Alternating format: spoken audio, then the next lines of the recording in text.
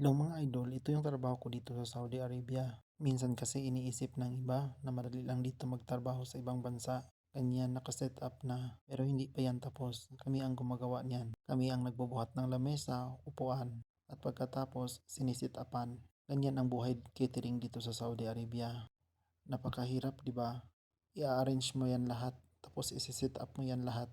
Apat lang kami ang nagsiset up niyan. Ang pinaka mas mahirap dyan kapag pagkatapos na ng catering. Kasi dyan, napakakalat na yan. Alam nyo naman ang mga Arabo kapag kumakain, sobrang kalat.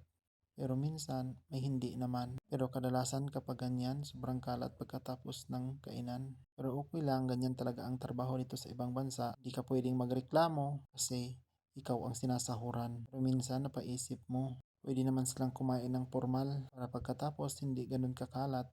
Pero ganyan talaga, dapat namin linisin. Ang pinakamahirap gawin kapag pagkatapos na ng kainan, si ayan, sobrang daming liligpitin. Pero ganyan talaga ang hamon ng buhay dito sa ibang bansa.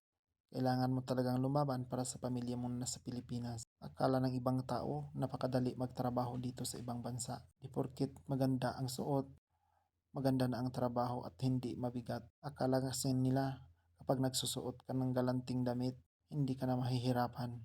Kaya tuloy lang talaga sa hamon ng buhay dito sa ibang bansa. Para buwan-buwan may maipapadala sa Pilipinas at mabigyan ng magandang kinabukasan. Yun lang mga kabayan.